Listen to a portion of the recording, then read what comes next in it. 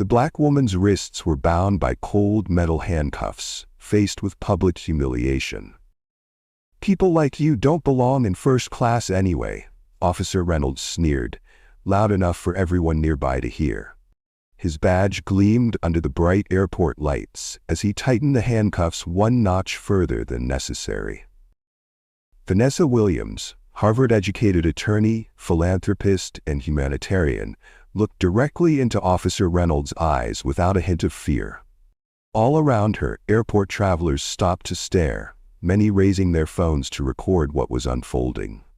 Reynolds tightened the handcuffs one notch beyond necessary, a small, petty cruelty meant to assert dominance, to inflict discomfort without leaving evidence.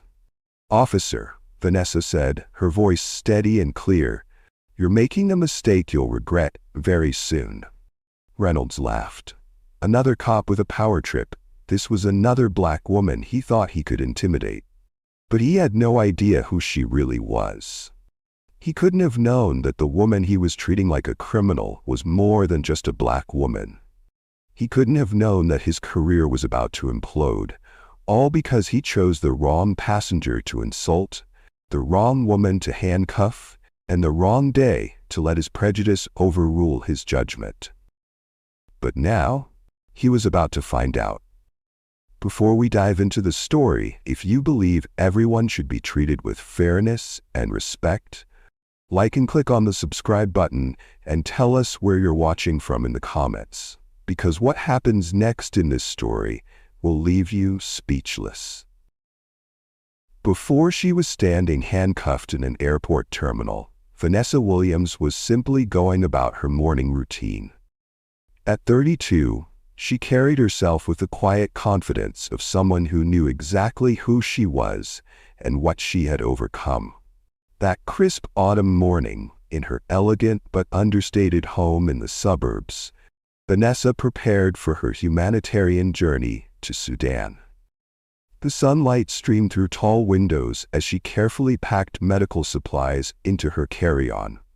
These were antibiotics that would treat infections in children who might otherwise die. She carried vaccines that would protect entire communities, and specialized equipment that smaller medical outposts in Sudan desperately needed but couldn't afford. She was on a mission to help the less privileged. As she finished packing, her phone rang with the special ringtone she'd assigned to Malcolm, her husband. The screen lit up with a photo of them together in Rwanda last year. 10 years of marriage, and he still looked at her the same way he did when they were college students, with nothing but dreams and determination. Malcolm Williams, the same man who had started as a baggage handler at O'Hare Airport at age 19, working grueling shifts while putting himself through night school. The same Malcolm who had mortgaged everything they owned to lease a single plane and launch what would become Skyline Airlines. He had identified underserved routes to smaller cities, gradually building a regional carrier into the country's fourth largest airline with over 300 aircraft and 15,000 employees. "All set for your flight?" Malcolm asked, his deep voice carrying the fatigue of his early morning meetings. "Just about," Vanessa replied, smiling at the sound of him. "The medical supplies are all packed. This delivery should help hundreds of children at the camp. The director says they've been without basic antibiotics for almost a month." "I wish I could join you this time," Malcolm said with genuine regret. "The board meeting couldn't be rescheduled, and the Paris route expansion needs final approval." "Someone has to keep the airline running," Vanessa laughed, no resentment in her voice. "Besides, you'll be there for the school opening next month. That's the more joyful occasion anyway." "I've arranged for Daniel to meet you before your connecting flight," Malcolm added, referring to Skyline's Paris station manager. "He'll make sure the medical supplies transfer smoothly." "You don't have to do that," Vanessa said, though she appreciated his thoughtfulness. "I can handle a connection like everyone else." "I know you can," Malcolm replied, "but I don't want you to experience any delay at all." Besides, Daniel insisted when he heard you were coming through. This was the reality of being married to Malcolm Williams. While Vanessa preferred to travel without special treatment, word inevitably spread among Skyline top employees. They were the only ones who knew her as the billionaire's wife and treated her with particular care as their boss's wife. Vanessa had never been one to flaunt her status or connections. Despite being married to an airline CEO, she often flew commercial, sometimes even economy. She believed in experiencing the world as others did, in understanding the systems she hoped to improve. Today, though, she had a first-class ticket, a rare concession to the long international flight ahead and the important work awaiting her arrival. The car Malcolm had arranged, not a limousine but a modest sedan with a trusted driver they'd known for years, arrived promptly.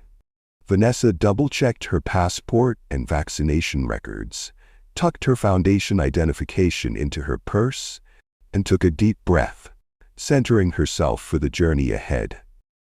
As the car approached the busy international terminal, sunlight glinting off the glass and steel structure, Vanessa felt the familiar mix of excitement and anxiety that preceded every humanitarian trip. The lives that would be changed, the challenging conditions ahead, the purpose that drove her forward. What she couldn't have known was that her greatest challenge wouldn't be in a refugee camp in Sudan. It would be right here, in an American airport, at the hands of an officer who would take one look at her and see not a billionaire's wife or humanitarian, but simply a black woman he believed didn't belong in first class. Have you ever been discriminated against by an authority just because of how you looked and their prejudice? Share your thoughts in the comments and click on the subscribe button to enjoy this story more. The moment Vanessa Williams stepped into the vast international terminal, the subtle shift began. At the Skyline Airlines check-in counter, Vanessa presented her passport and confirmation for her first-class ticket to Paris, connecting to Khartoum. The agent glanced at her, then back at the computer screen, a flicker of doubt crossing his face. "First class to Paris?" he questioned, emphasizing the words as if they were an unlikely combination. "Are you certain about that booking?" Vanessa had encountered this before. The subtle implication that there must be some mistake, that the well-dressed black woman standing before them couldn't possibly have legitimately purchased a premium ticket. "Yes, I'm certain," she responded calmly, sliding her confirmation across the counter. "Seat 2A. The agent's fingers tapped across the keyboard, his expression still skeptical. "And how will you be paying for any additional baggage fees or in-flight purchases?" "I won't have any extra baggage," Vanessa replied. "Everything is within the first-class allowance." Another passenger, a white businessman in a rumpled suit, approached the adjacent counter. The same agent's colleague greeted him warmly. "Good morning, sir. Flying to London today? Let's get you checked in quickly so you can relax in the lounge." No questions about his ticket class. No implication that he didn't belong. After finally receiving her boarding pass, Vanessa made her way toward security. That's when she first noticed him, Officer James Reynolds. At 45, he carried himself with the swagger of someone who enjoyed the power his uniform provided. Reynolds stood at the entrance to the security lanes, directing passengers. "A white family with small children, express lane, right this way. A group of business travelers, priority screening to your left." An elderly Asian couple looking confused, his voice rising with impatience. "Regular screening, that way." Vanessa observed as Reynolds directed every white passenger with a priority boarding pass to the expedited screening lane. When a Hispanic man in a business suit presented his first-class boarding pass, Reynolds scrutinized it carefully before reluctantly waving him through. With her first-class ticket and priority access, Vanessa approached the expedited screening lane. Reynolds immediately stepped into her path. "Regular screening is that way, ma'am," he said firmly, pointing toward the longer line where the wait appeared to be at least 30 minutes. I have priority access, Vanessa replied politely, showing her boarding pass. First class. Reynolds didn't even glance at the document. We need to verify that. Please step aside. Verify what exactly? Vanessa asked, her voice still composed but firm. My boarding pass clearly shows priority access. Ma'am, I decide who needs verification. That's my job. Step aside or you'll be delaying other passengers. Vanessa stood her ground, noticing that a small crowd was beginning to observe the interaction. Officer, I've noticed that you've allowed every other passenger with priority access through without verification. I'm simply requesting equal treatment. Reynolds' face hardened. Are you accusing me of something? I'm making an observation, Vanessa replied calmly. A white woman in her 50s with a supervisor badge approached. Karen Matthews, the terminal operations supervisor, alerted by another officer about the potential situation. Is there a problem here? Matthews asked, her eyes darting between Reynolds and Vanessa. I'd like to report what appears to be discriminatory treatment, Vanessa said. I've been denied access to the priority lane despite having a first-class ticket, while others with identical documentation have been allowed through without question. Matthews barely looked at Vanessa's boarding pass. Officer Reynolds is following security protocols. Some passengers are selected for additional verification based on security algorithms. And what algorithms would those be? Vanessa asked. Karen shifted uncomfortably. I'm not at liberty to discuss security procedures, but I can assure you, it's random selection. Random? Vanessa replied, her eyebrow raised slightly. I've been observing for 10 minutes, and the pattern doesn't appear random at all. Ma'am, questioning security procedures can itself be flagged as suspicious behavior, Karen said, her tone carrying a warning. Reynolds seemed pleased by the supervisor's tacit support. You've been selected for additional screening. Step this way. As Vanessa was led to a separate area, she noticed other travelers watching. Some with sympathy, others averting their eyes, the universal response of those who witness injustice but prefer not to get involved. The additional screening area was set apart, visible to other travelers. The humiliation public by design. Reynolds snapped on blue latex gloves with deliberate slowness. Open your carry-on, he ordered. As Vanessa complied, he began removing items one by one, examining each with exaggerated scrutiny. When he reached the medical supplies, his eyebrows raised. That's a lot of medication, he commented. What are these for? They're donations for a refugee camp in Sudan, Vanessa explained. I have all the proper documentation and import permissions. Reynolds barely glanced at the papers she offered. Seems like a lot of trouble to go through. Most people just enjoy their vacations without all this baggage. It's not a vacation, Vanessa corrected him. It's humanitarian work. Reynolds smirked as he continued his search. Humanitarian work? In a first-class seat? That seems wasteful. The comment was designed to sting, to imply that Vanessa's presence in first class was somehow fraudulent or inappropriate. My travel arrangements aren't relevant to security screening, Vanessa replied, her patience being tested but her composure intact. Reynolds continued his invasive search, now examining her personal items with inappropriate thoroughness. Designer luggage, first-class ticket, humanitarian work. Interesting combination. He held up her boarding pass, examining it again with theatrical suspicion. These first-class tickets cost thousands. Interesting career in, what did you call it? Humanitarianism? The implication was clear. He didn't believe someone like her could legitimately afford such a ticket. The comment lingered in the air, heard by nearby passengers and other officers. Vanessa took a deep breath, centering herself before responding. Officer Reynolds, she said, noting his name badge for the first time, I understand you have a job to do. but your comments about my appearance, my ticket class, and my profession are inappropriate and irrelevant to security procedures." Reynolds' face flushed with anger at being directly challenged. "I decide what's relevant to security, ma'am," he said, his voice hardening. "And right now, your attitude is becoming a concern." It was the moment the professional tension transformed into something personal.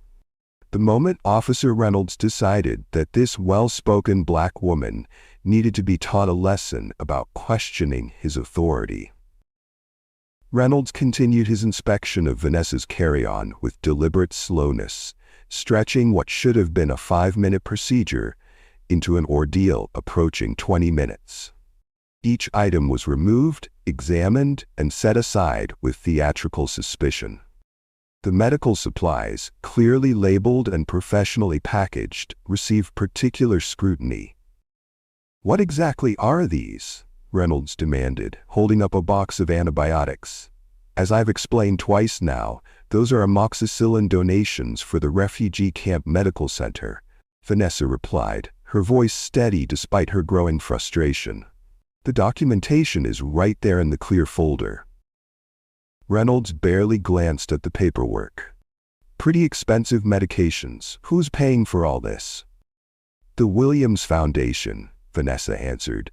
"We partner with pharmaceutical companies for donations." "We?"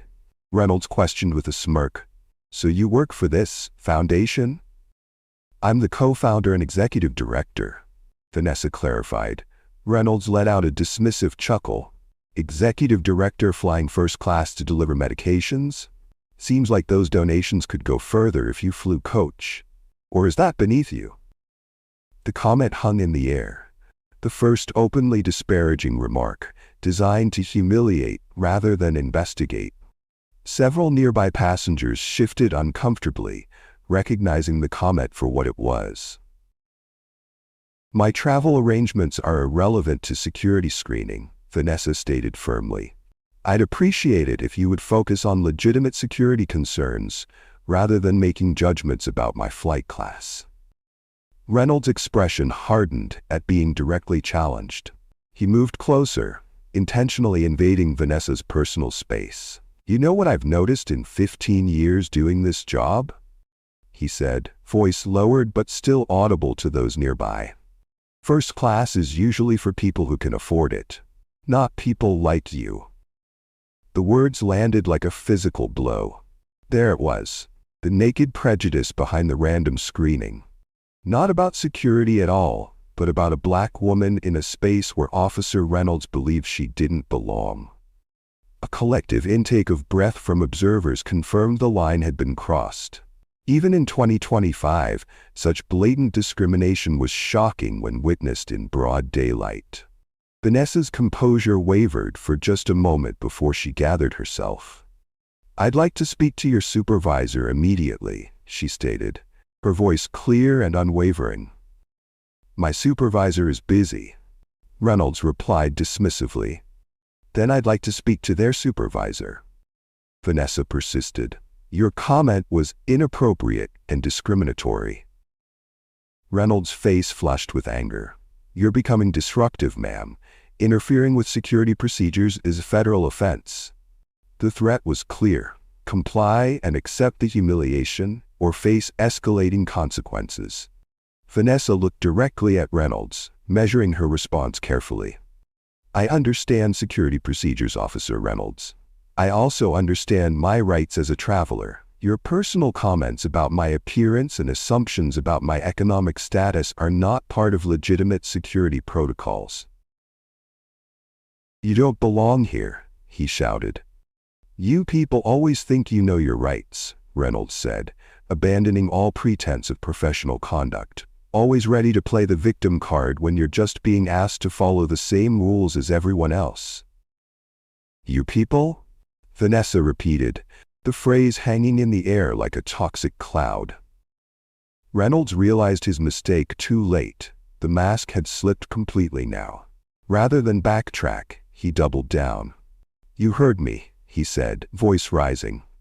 "Entitled people who don't know their place, making everything about race when it's about attitude. Your attitude is the problem here. Karen Matthews, the supervisor who had earlier dismissed Vanessa's concerns, stood at the periphery, clearly aware of the escalating situation but making no move to intervene. Vanessa spotted her and called out, "Miss Matthews, I need to speak with you about Officer Reynolds' conduct." Matthews pretended not to hear, turning away to speak with another employee. Reynolds, emboldened by his supervisor's tacit approval, stepped closer to Vanessa. "You know what happens to difficult passengers?" he said, voice dripping with condescension. "They miss their flights. Security concerns can take hours to resolve, sometimes days. Sometimes they end up on no-fly lists." It was no longer about security. It was about punishment for questioning authority, for refusing to accept humiliation quietly. "Are you threatening to prevent me from boarding my flight because I questioned your discriminatory treatment?" Vanessa asked, each word precise and measured. Reynolds smiled, a cold expression devoid of humor. "I'm explaining the consequences of continued non-compliance and disruptive behavior." With calculated deliberation, he began repacking Vanessa's belongings, mixing items together, disorganizing the carefully arranged medical supplies. "Oops," he said with false concern as he accidentally knocked over a container of medications. Security can be messy sometimes. It was the pettiest form of power, the ability to create inconvenience without consequence, to punish through 1,000 small humiliations. For Vanessa, it was the moment of decision.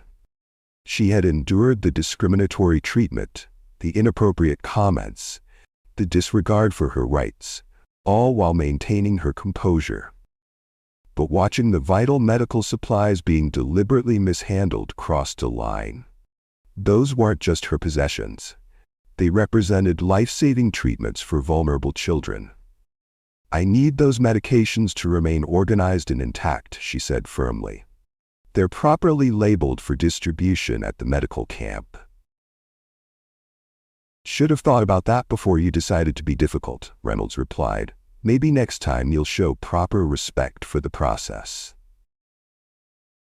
The public humiliation was reaching its crescendo. Reynolds' voice had gradually increased in volume, ensuring that everyone nearby could witness Vanessa's treatment. It was a display of dominance, the officer putting the uppity black woman in her place. Several passengers looked away, uncomfortable but unwilling to intervene. A few continued recording, documenting the abuse of power unfolding before them. Then Reynolds made his fatal miscalculation. "In fact," he said, hand moving to his handcuffs, "your increasingly agitated behavior is concerning me. You're exhibiting signs of potential threat." "I'm standing perfectly still and speaking calmly," Vanessa pointed out. "How exactly am I threatening you?" Reynolds' expression darkened.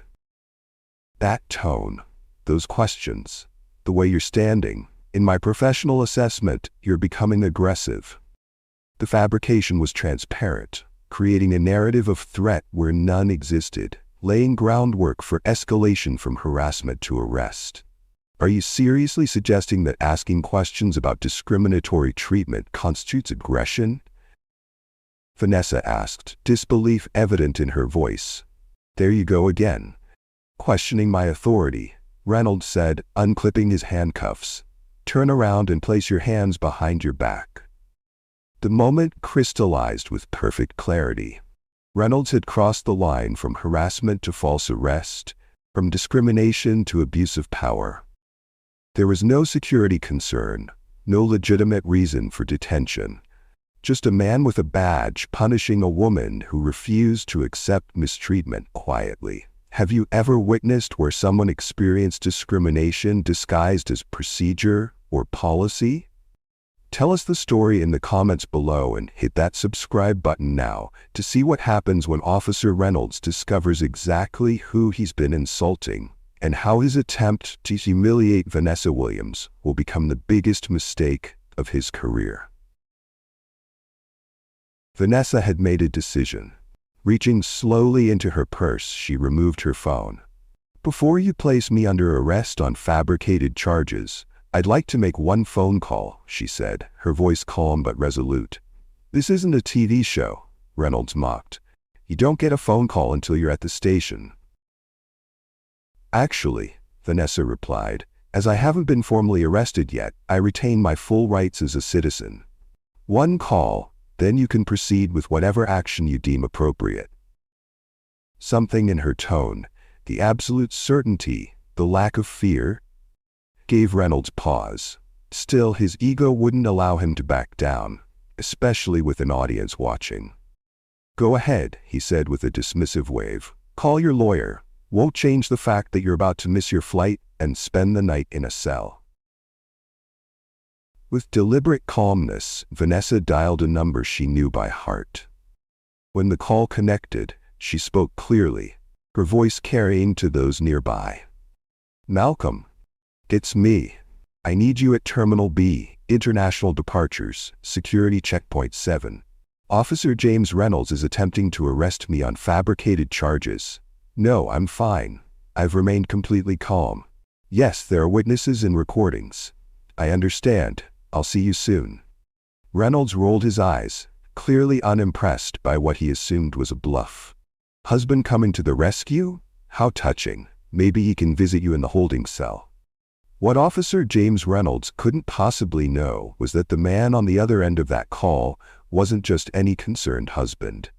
He was Malcolm Williams, founder and CEO of Skyline Airlines, the very company whose terminal they were standing in. The man whose quiet philanthropy and profound influence extended through every level of the aviation industry, from baggage handlers to board members. The man who at that very moment was ending a meeting with the governor to rush to his wife's side. Officer Reynolds had just made the most consequential mistake of his career. He had chosen, out of all the passengers he could have harassed that day, the one person with the power not just to end his career, but to transform the entire system that had protected him for 15 years. Officer James Reynolds had made his decision.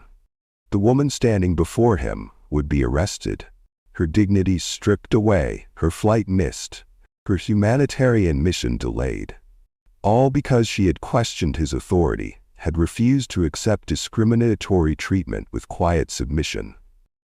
Vanessa Williams, you're under arrest for disorderly conduct and obstruction of security procedures, Reynolds announced loudly, ensuring everyone nearby could hear. Turn around and place your hands behind your back. The collective gasp from onlookers was audible. The escalation from harassment to arrest seemed shocking, even to those who had witnessed the entire confrontation. Vanessa's face betrayed no fear, no panic, just a profound disappointment in the system. With measured movements, she turned and placed her hands behind her back, maintaining her composure even as the cold metal of handcuffs closed around her wrists. Reynolds tightened the handcuffs one notch beyond necessary. A small, petty cruelty meant to assert dominance, to inflict discomfort without leaving evidence. It was the kind of technique passed down through generations of officers who understood how to punish while staying just within the boundaries of what could be defended later. See where your attitude got you? Reynolds taunted, loud enough for nearby travelers to hear. Now you'll miss your fancy first-class flight. Maybe next time you'll show proper respect to airport security. As he spoke, he made a show of roughly gathering Vanessa's scattered belongings, carelessly shoving the medical supplies into her bag, with deliberate disregard for their organization or fragility. The message was clear. Her mission, her purpose, her dignity were all irrelevant in the face of his authority.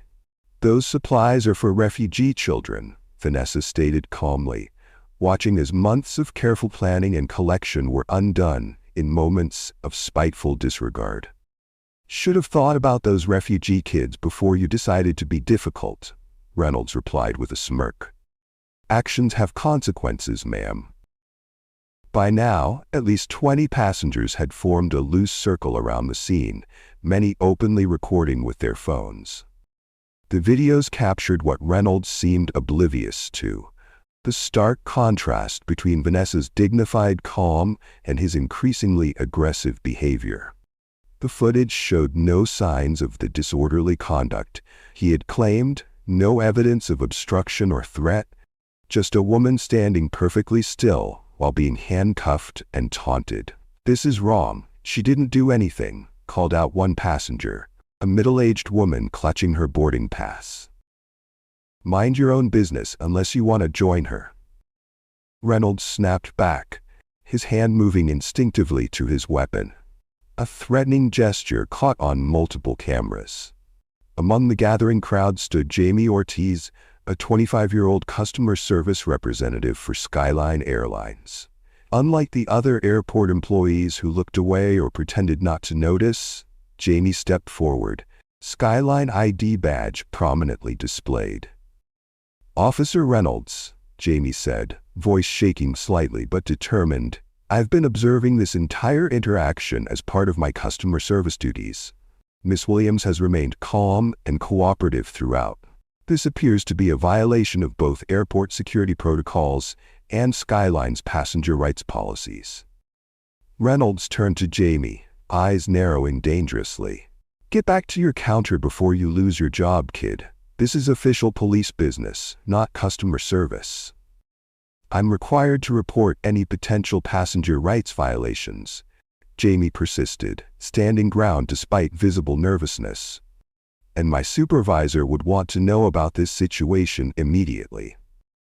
"Your supervisor can take it up with me later," Reynolds said dismissively. "Right now, you're interfering with an arrest. Last warning, back off or you're next." The threat hung in the air, naked intimidation of a witness attempting to intervene. Jamie hesitated, courage warring with self-preservation. Vanessa, still handcuffed but remarkably composed, caught Jamie's eye. "It's all right," she said quietly. "Thank you for speaking up, but please don't risk your position. This will be resolved soon." Jamie stepped back reluctantly but remained nearby, continuing to observe and document the situation. Reynolds grabbed Vanessa's arm to lead her away, his grip unnecessarily tight, another small cruelty designed to demonstrate control without leaving marks. But as he moved to lead Vanessa away, something unusual began happening around them. The airport's atmosphere shifted subtly at first, then with increasing momentum. A call came through on Karen Matthews' radio. She listened, her face draining of color. A moment later, her phone rang. She answered, listening intently before her eyes widened in shock. "Yes, sir." "Immediately, sir." "I understand the severity." "Yes, I'll handle it personally." Across the terminal, other supervisors were receiving similar calls. Security personnel spoke urgently into their radios. Customer service managers huddled in concerned groups, glancing repeatedly toward the confrontation. Even Reynolds, focused as he was on Vanessa, began to sense that something unusual was happening. Airport employees were moving with increased urgency. Radios crackled with coded communications. Managers appeared from offices, their expressions grave. Karen Matthews approached, her earlier dismissive attitude replaced by barely concealed panic. "Officer Reynolds," she said, her voice tight with anxiety, "I need to speak with you immediately." "Not now, Karen," Reynolds replied impatiently. "I'm in the middle of an arrest." "James, this is serious," Matthews insisted, using his first name for the first time. "You need to pause this procedure immediately." "Unless you want to join her for obstruction, back off," Reynolds snapped. "I know what I'm doing." Matthews' phone rang again. She answered, her hand visibly trembling. "Yes, sir. He's still proceeding. Yes, I understand. He's refusing to." "Yes, sir, immediately." She turned back to Reynolds, genuine fear now evident in her expression. "James, release her. Now, this is coming from the highest level." Reynolds scoffed, his ego still blinding him to the shifting dynamics. "The highest level? What did the airport director call you?"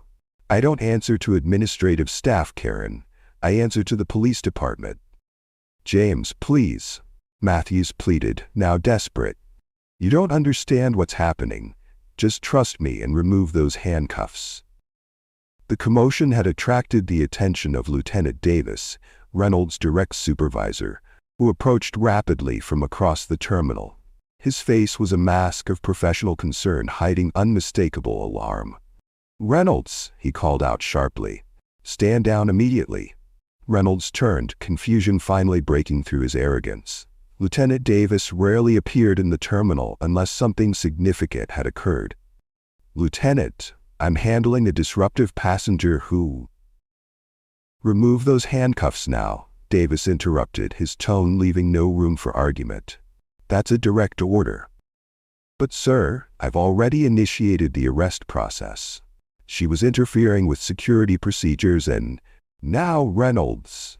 Davis's voice carried an urgency Reynolds had never heard before. "And pray to God it's not too late." Bewildered but compliant, Reynolds produced the key and removed the handcuffs from Vanessa's wrists. She rubbed them gently, the only acknowledgement of the discomfort she had endured. Lieutenant Davis turned to Vanessa, his demeanor transformed to one of profound professional respect. "Ms. Williams, I extend my deepest apologies for this incident. Your husband is arriving now." Reynolds looked between them in growing confusion. "Her husband? Who the hell is her husband?" The lieutenant's expression was a mixture of disbelief and dread. "You didn't check her ID thoroughly, did you? You didn't recognize the name Williams?" "Williams is a common name," Reynolds replied defensively. "What does her husband have to do with anything?" Before the lieutenant could answer, a commotion near the terminal entrance drew everyone's attention. Airport security staff were creating a path through the crowded terminal. The airport director himself had appeared, straightening his tie nervously. Reynolds watched in growing apprehension as the crowd parted. Something was very wrong. The confident certainty that had fueled his actions minutes ago began to crumble, replaced by the first tendrils of genuine fear. "Lieutenant," he asked, voice lowered, "who exactly is her husband?" Lieutenant Davis looked at Reynolds with a mixture of pity and anger. "Malcolm Williams," he said simply, as if the name alone should explain everything. Reynolds shook his head, still not comprehending. "Am I supposed to know who that is?" The lieutenant gestured toward the windows overlooking the airfield, where dozens of aircraft bore the distinctive Skyline Airlines logo. Beyond them stood the corporate headquarters building, the name Williams visible even at this distance. "Malcolm Williams," the lieutenant repeated slowly, "founder and CEO of Skyline Airlines. The company that employs half the people in this terminal. The man who sits on the airport authority board. The airline owner whose name is on your daughter's college scholarship program." As understanding finally dawned on Reynolds' face, the lieutenant leaned closer, his voice a harsh whisper. "You just handcuffed, insulted, and attempted to falsely arrest the wife of the most powerful man in this airport. And the cameras caught every second of it." Reynolds' face drained of color as the full implications hit him. The swagger, the arrogance, the certainty all vanished in an instant, replaced by the sickening realization of what he had done, and who he had done it to. It wasn't just a career-ending mistake. It was a life-altering miscalculation that would strip away everything he had built over 15 years. His authority, his reputation, his financial security, all because he couldn't resist the urge to put a black woman in her place. And as Malcolm Williams entered the terminal, flanked by airline executives and legal counsel, Officer James Reynolds finally understood the true meaning of consequences. The atmosphere in Terminal B shifted palpably as Malcolm Williams entered.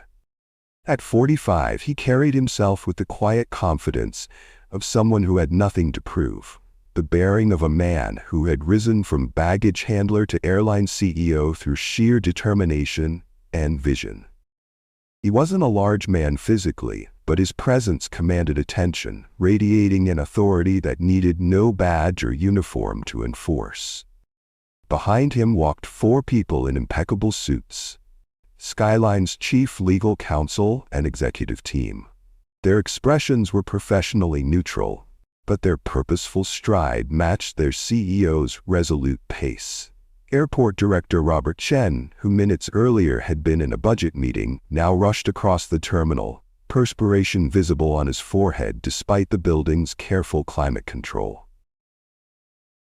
"Mr. Williams," Chen called out, slightly breathless, "I've just been informed of the situation. I want to assure you, we're taking this extremely seriously."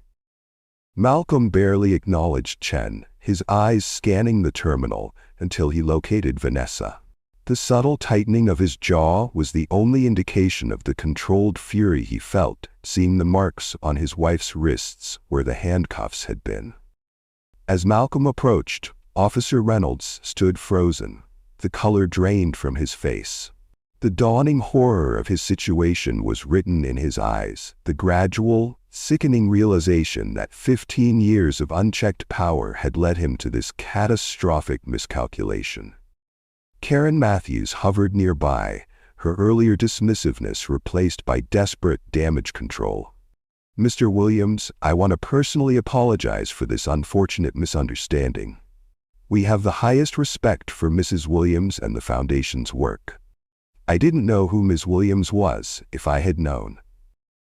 "If you had known it was my wife," Malcolm interrupted, his voice measured but carrying an undercurrent of steel, "would that have changed how you responded? Because that's precisely the problem, isn't it? The selective application of respect based on perceived status." Karen fell silent, unable to counter the truth in his words.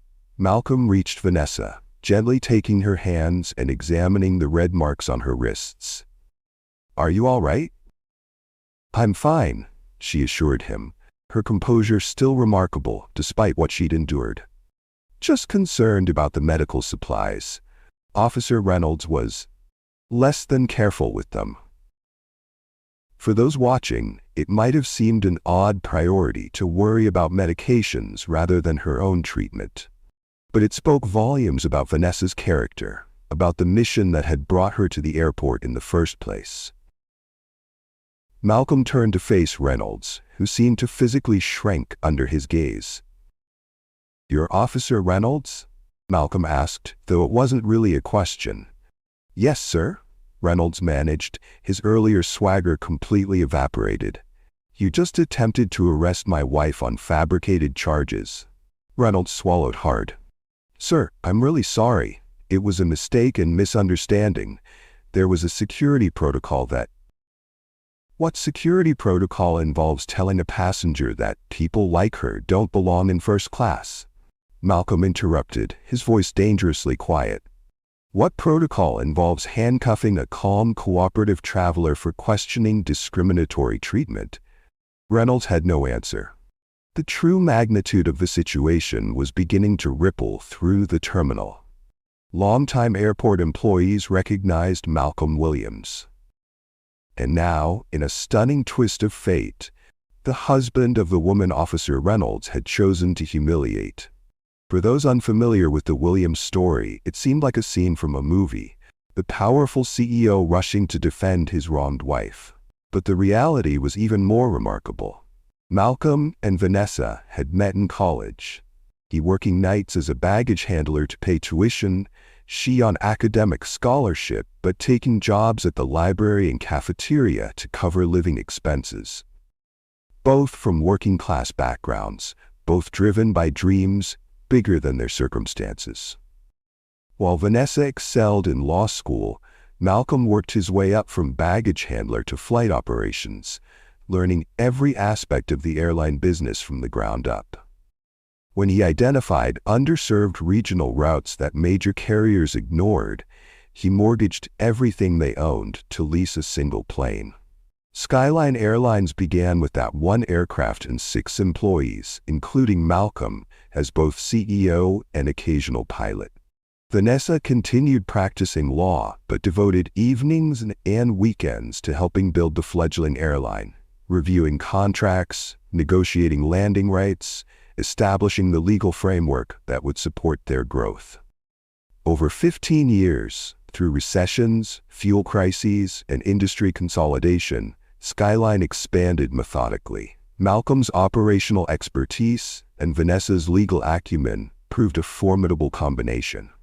When larger carriers failed or contracted, Skyline acquired their routes, their aircraft, sometimes their entire regional operations. Unlike many companies that grew through cutthroat tactics, Skyline built a reputation for treating employees fairly. The baggage handler turned CEO never forgot where he came from. When other airlines slashed benefits, Skyline protected them. When competitors outsourced jobs, Skyline kept them in-house, building loyalty that translated to customer service. The Williams Foundation grew alongside the airline, initially funding scholarships for employees' children, later expanding to international humanitarian work. Vanessa eventually left her law firm to lead the foundation full-time, bringing the same strategic thinking to philanthropy that had helped build the airline. Now, that same couple stood in Terminal B, Vanessa with the marks of handcuffs still visible on her wrists, Malcolm facing the officer responsible with controlled fury. "Here's what happens next," Malcolm stated, his tone making it clear this wasn't a negotiation. "We'll review the security footage from the entire incident. We'll take statements from witnesses. We'll examine Officer Reynolds' record for previous complaints of discriminatory behavior." Skyline's chief legal counsel stepped forward, tablet in hand. "We've already accessed the security feeds, Mr. Williams.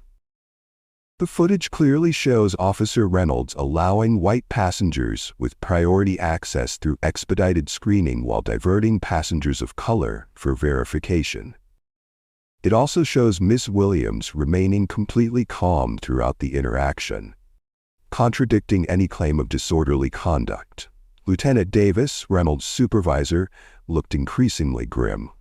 "We'll conduct a full internal investigation, Mr. Williams. Officer Reynolds is suspended effective immediately pending the outcome." "An internal investigation isn't sufficient," Malcolm replied. "This goes beyond one incident or one officer. This is about systemic practices that have apparently been tolerated for years." Airport Director Chen inserted himself into the conversation, desperate to contain the situation. "Mr. Williams, I assure you we take these allegations extremely seriously. Perhaps we could discuss this privately in my office?" "There's nothing to discuss privately," Malcolm responded. "My wife was publicly humiliated. Any resolution will be equally public." Officer Reynolds stood alone, his world collapsing around him. 15 years of unchecked authority, of small cruelties justified as security procedures, of complaints dismissed and behavior excused, all undone in 30 minutes because he chose the wrong passenger to target. His face registered the full realization of what awaited him: suspension, investigation, possibly criminal charges for false arrest, certainly civil rights violation complaints. The professional consequences were devastating enough, but the public humiliation might be worse. To be forever known as the officer who handcuffed an airline owner's wife out of pure prejudice. "You're fired immediately," Malcolm stated boldly, turning to Reynolds, who was shaking already with tears rolling down his cheeks.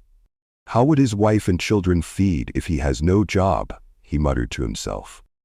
At this point, his tears was rolling all down and he couldn't help but beg for his job. Vanessa looked at him with compassion and turned to her husband for mercy, for a suspension rather than firing him. Vanessa, who had remained silent during this exchange, finally spoke. "If I may," she said, her voice drawing everyone's attention, "I'd like to address what happened today, not just as an individual incident, but as a symptom of a larger problem." All eyes turned to her. The woman who, minutes earlier, had been handcuffed and threatened with arrest, now commanding the space with quiet authority. "What happened to me today happens to travelers of color every day," she continued. The difference is, most don't have the resources or connections to fight back. Most suffer these indignities in silence, missing flights, losing money, enduring humiliation because the system is designed to leave them powerless. "What exactly are you proposing?" Lieutenant Davis asked cautiously. "Immediate implementation of body cameras for all airport security personnel," Vanessa answered without hesitation. "Mandatory anti-bias training conducted by independent experts, not internal departments. A transparent complaint process that doesn't automatically favor officers over civilians, and consequences for supervisors who enable discriminatory behavior." She glanced meaningfully at Karen Matthews, who looked away. "These aren't controversial requests," Vanessa continued. "They're basic protections to ensure that power is exercised fairly."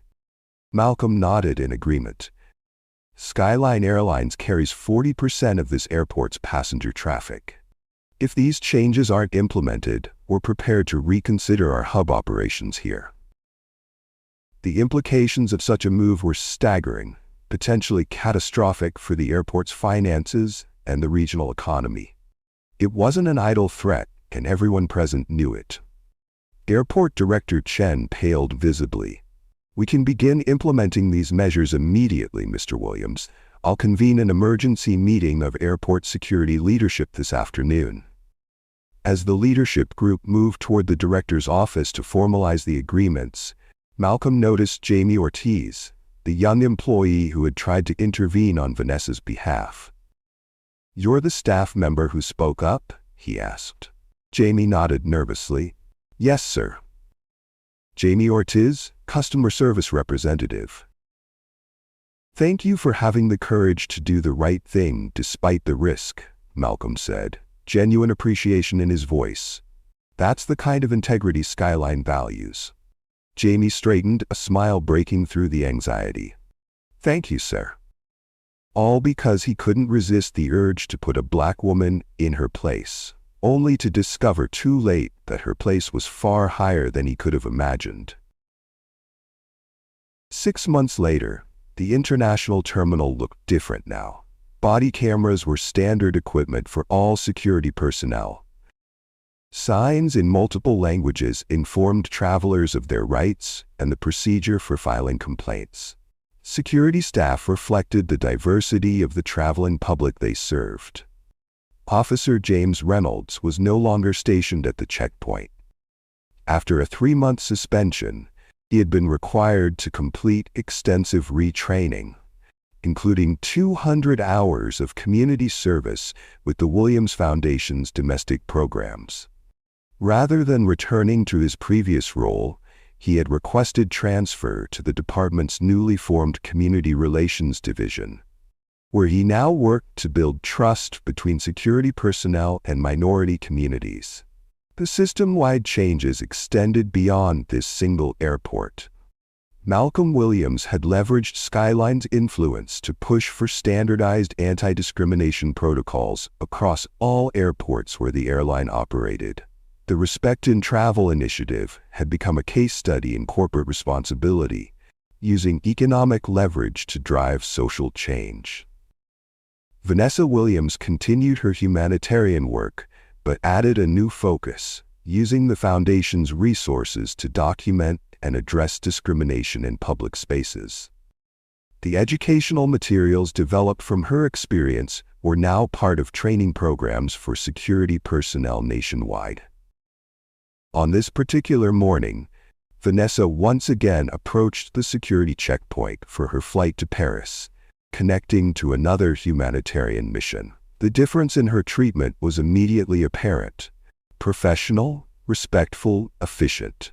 As she collected her belongings after screening, she noticed a familiar face, James Reynolds, now dressed in a community relations uniform, speaking with a group of new security officers. Their eyes met briefly, a moment of recognition passing between them. Reynolds hesitated, then approached her cautiously. "Miss Williams," he said, the arrogance gone from his voice. "I didn't expect to see you here." "Officer Reynolds," she acknowledged, "though I understand it's not officer anymore." No, he admitted. I'm in community relations now. Part of my job is training new staff on respectful engagement practices. The irony wasn't lost on either of them. How's that going for you? Vanessa asked, genuine curiosity in her voice. Reynolds considered the question carefully. It's enlightening. I've learned more in 6 months than in 15 years with a badge. He paused, gathering courage for what came next. Miss Williams, I never properly apologized for what happened. Not just for the arrest attempt, but for how I spoke to you, how I treated you. It was wrong on every level. Vanessa studied him, noting the changes 6 months had wrought. The humble demeanor, the absence of the swagger that had defined him before. Thank you for acknowledging that, she said finally. It matters. The Foundation's training program next week, Reynolds said hesitantly. On implicit bias in public spaces. I've signed up to attend. Vanessa nodded. I'll be leading part of that session. I look forward to your participation. As she walked away toward her gate, she passed the customer service desk where Jamie Ortiz, now wearing a supervisor's badge, greeted her warmly. Miss Williams, good to see you again. Your usual seat is ready, and Mr. Williams called to say he'll meet you in Paris this time. Thank you, Jamie, Vanessa replied with a genuine smile. How's the new position working out? Wonderful, Jamie beamed. The promotion came with tuition assistance. I'm starting night classes for my business degree next month. Excellent, Vanessa approved. The Foundation always needs good business minds. Keep in touch. As Vanessa boarded her flight, settling into her first-class seat without anyone questioning her presence there, she reflected on the journey of the past 6 months. One humiliating encounter had transformed not just airport security procedures, but sparked a national conversation about power, prejudice, and the selective application of respect. The system hadn't changed because of her status or her husband's influence alone. It had changed because they had used that influence strategically, demanding reforms that benefited everyone, not just those with connections or resources. As the plane taxied for takeoff, Vanessa looked out at the terminal building, now emblazoned with Skyline's new slogan, "Everyone deserves first-class respect."